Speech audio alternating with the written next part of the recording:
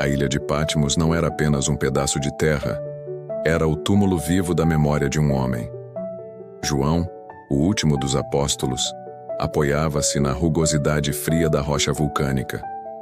O vento, não uma brisa suave, mas uma espada cortante vinda do mar Egeu, trespassava suas vestes de lã áspera, lembrando-o da sua condição. Exilado, prisioneiro, sentenciado a morrer em uma solidão monótona. Ele era o último farol aceso em uma geração que se apagava no martírio. Seu rosto, sulcado não apenas pela idade, mas pela intensidade da vida que testemunhou, refletia as chamas de 1000 lembranças. 80 ou 90 anos carregados nas costas, e o peso não era da carne, mas da ausência. Onde estavam Pedro e sua cruz invertida? Onde estava Paulo, cujas cartas ainda ardiam nos corações da Ásia Menor? Todos foram consumidos pelo fogo da fidelidade. João restara, não para descansar, mas para carregar o fardo da saudade e a certeza de uma missão inacabada. Ele olhou para o horizonte escuro, onde o céu noturno se encontrava com a fúria escura do oceano. O rugido das ondas contra a escarpa era um clamor primitivo, um aviso de que os limites entre o visível e o invisível estavam perigosamente finos naquela noite. O ar estava eletrizado, denso, cheirando a sal e a mistério. João respirou fundo. Não era o ar de Patmos que ele buscava, mas o sopro da eternidade. Sua oração começou como um murmúrio gutural, um lamento íntimo que logo se transformou em um ato de vontade absoluta.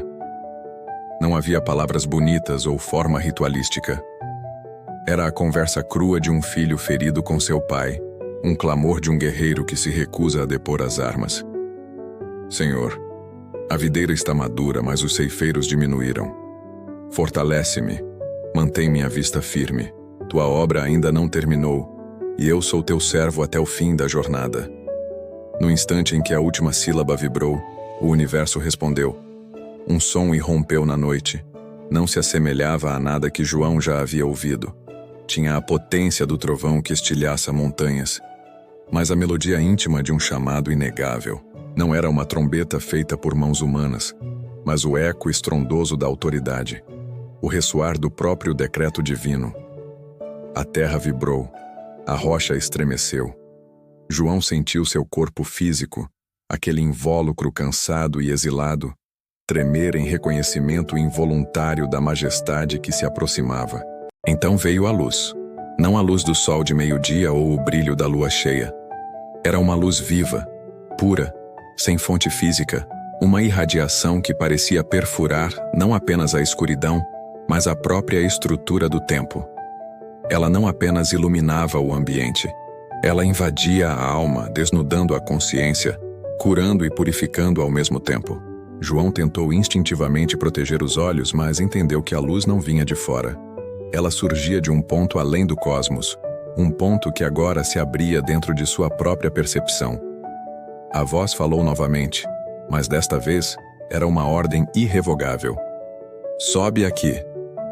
Não era um convite opcional. Era uma convocação, uma atração irresistível. João sentiu seu espírito sendo desprendido do corpo. Não houve dor, nem violência, mas uma autoridade gentil e implacável. O peso do século, o frio da rocha, a saudade dos irmãos, tudo ficou para trás, como um casaco pesado abandonado. Ele ascendeu. A sensação da ascensão era uma mistura paradoxal de todas as forças elementares. Não era vento, mas a velocidade era infinita. Não era fogo, mas a intensidade era incandescente. Ele atravessava dimensões onde as leis da física e da geometria se desfaziam. O tempo linear colapsou. As memórias de João se tornaram um rio turbulento. O dia em que deixara as redes na Galileia, o sabor do vinho novo nas bodas de Caná, a poeira e o cheiro do azeite no Getsêmani, o desespero de vê-lo pendurado no madeiro e o choque glorioso de vê-lo vivo. Estes flashes condensados e misturados eram o atestado de sua fidelidade. Ele subia carregado pela promessa de que aquilo que ele viu no Mestre era apenas a sombra do que ele veria no reino.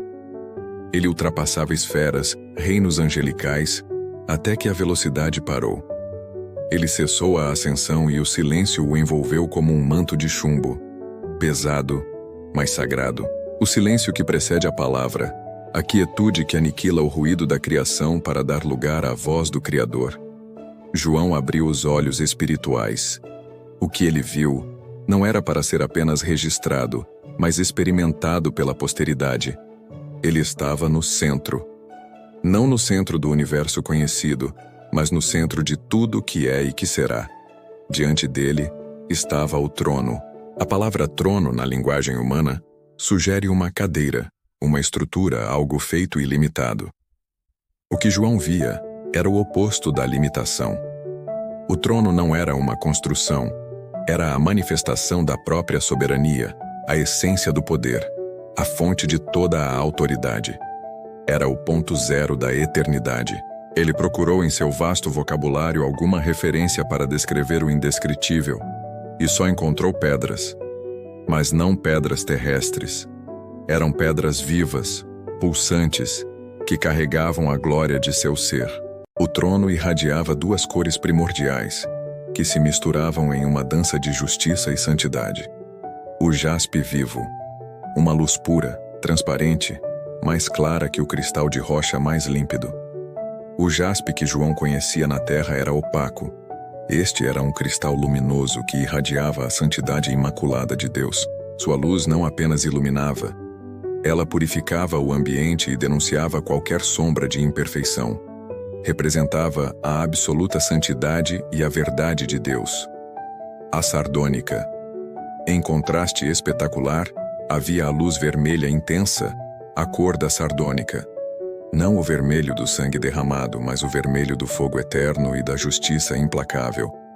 Era um fogo que não queimava o justo, mas consumia a iniquidade. Manifestava a justiça e a autoridade esmagadora de Deus sobre o pecado. O trono era, portanto, uma síntese visual, o fogo da justiça envolto na transparência da santidade.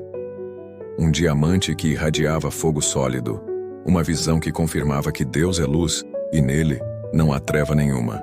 Ao redor desta manifestação de fogo e cristal, havia um espetáculo de misericórdia. O arco-íris. Mas este não era um arco-íris comum, formado pela refração da luz nas gotas de chuva.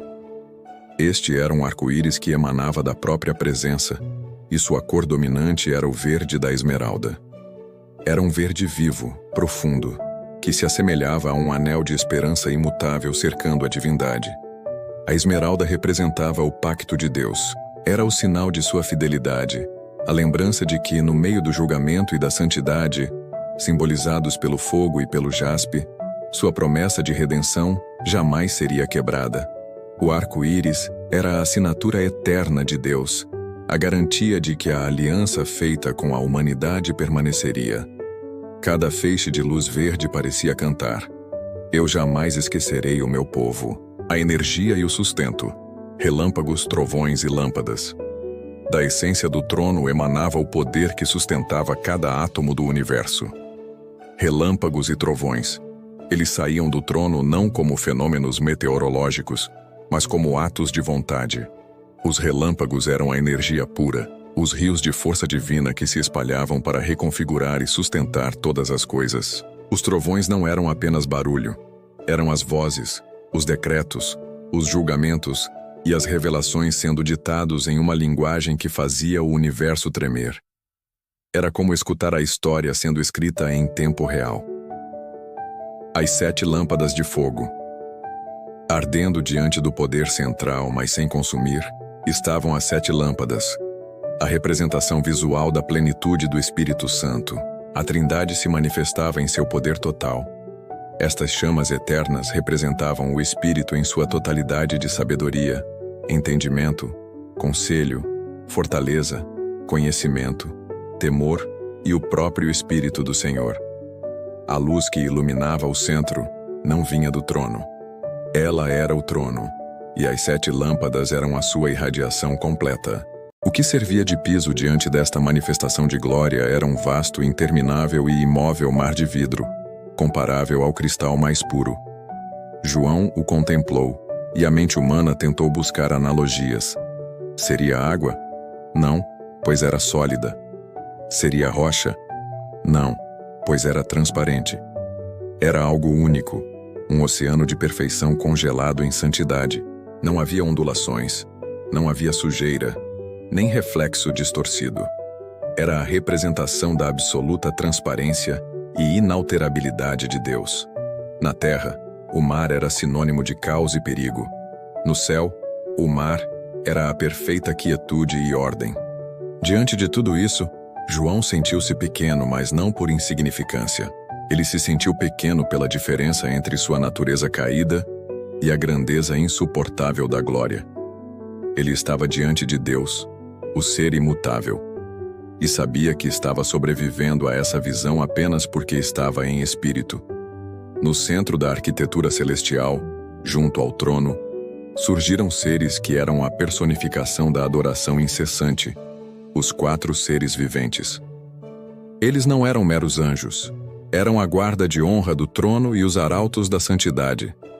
João os descreveu com as faces das criaturas mais proeminentes da criação terrestre, simbolizando a totalidade da natureza na adoração. O leão, representando a força, a majestade e a realeza. O novilho, representando o serviço humilde e o sacrifício. O homem, representando a inteligência, a emoção e a racionalidade. A águia voando, representando a agilidade, a visão transcendente e o poder de ascensão. Estes seres estavam cobertos de olhos por dentro e por fora, de modo que não havia ponto cego. Eles eram a vigilância e o conhecimento onipresente. Sua existência inteira era dedicada a uma única missão, uma liturgia eterna. A voz dos seres viventes não era apenas alta, era a voz do universo voltando ao seu Criador. Era um som gutural, um rugido que fazia o mar de vidro vibrar em ressonância. Eles eram a personificação de que toda a criação, em sua força, serviço, inteligência e transcendência, deve declarar a glória de seu Criador. Vozes dos seres viventes, em uníssono, uma declaração que reescreve a história. Santo, santo, santo é o Senhor Deus, o Todo-Poderoso, aquele que era, que é e que há de vir. Essa declaração era ininterrupta. Eles não descansavam, pois o descanso seria o silêncio da glória. O clamor de santo ressoava como o motor que movia a própria eternidade. Cercando o fogo central e os 4 seres viventes, estava o conselho dos 24 tronos secundários. Não eram tronos de anjos, mas tronos de reis. Neles estavam assentados os 24 anciãos, figuras que João reconheceu como tendo uma aparência e uma postura de humanidade redimida. Eles vestiam o linho branco, a pureza alcançada pela graça, e mais incrivelmente portavam coroas de ouro maciço. João se deteve, perplexo. Anjos nunca usavam coroas. Coroas eram símbolos de vitória sobre o inimigo e de autoridade delegada. Estes seres tinham vencido. Eles eram a representação da igreja completa, a união perfeita das 12 tribos de Israel, o Antigo Testamento, e os 12 apóstolos, o Novo Testamento. Eles eram os reis e sacerdotes de Deus, sentados em tronos, em uma posição de governo ao lado do soberano. Eles não estavam lá por merecimento próprio, mas pela redenção que haviam aceitado. Eles estavam confortáveis porque pertenciam àquele lugar. Eles olhavam para o trono com profundo respeito, mas sem medo servil. Eles eram reis, mas acima de tudo eram adoradores. Sempre que os 4 seres viventes elevavam o clamor de Santo, Santo, Santo, uma ação grandiosa e humilde ocorria no círculo exterior. Os 24 anciãos, em perfeita sincronia, se levantavam de seus tronos secundários. O som daquele movimento, o arrastar do linho branco e o ruído sutil de 24 tronos, preenchia a sala. Eles se prostravam sobre o mar de vidro, um ato de submissão total ao Criador. Mas não bastava a prostração. Em um gesto que definia a humildade da realeza, eles tiravam suas coroas de ouro, os símbolos de sua vitória, honra e autoridade, e as lançavam diante do trono principal. O barulho das 24 coroas de ouro caindo no piso de cristal ecoava como a declaração de que toda a glória, toda a vitória e todo o governo pertenciam unicamente àquele que estava assentado sobre o fogo e o jaspe. Eles devolviam a honra à sua fonte. Anciãos, em coro, com voz que unia a autoridade do rei e a humildade do servo: digno és, Senhor e Deus nosso, de receber a glória e a honra e o poder, porque tu criostes todas as coisas, e por tua vontade existem e foram criadas. João, o ancião da rocha de Patmos, era agora a testemunha ocular do coração da eternidade. Ele estava no centro onde as decisões cósmicas eram tomadas, onde os decretos espirituais eram firmados e onde a história do fim estava prestes a se desenrolar. Ele viu o fogo, o cristal, o pacto da esmeralda e a adoração que jamais silencia. Ele estava esmagado pela glória, mas sustentado pela mesma autoridade que o havia chamado com o sobe aqui. Ele sabia que, apesar de seus esforços para registrar a visão, as palavras falhariam em transmitir a majestade. Era como tentar segurar o oceano nas mãos. Mas ele precisava tentar. A igreja precisava saber que, não importa o quão forte fosse o vento do exílio ou a perseguição dos impérios, havia um trono inabalável que governava tudo. O ciclo de adoração e prostração continuava, mas a atmosfera mudou. O fogo central no trono se intensificou. A luz do jaspe brilhou com uma pureza ainda maior. Havia uma expectativa crescente.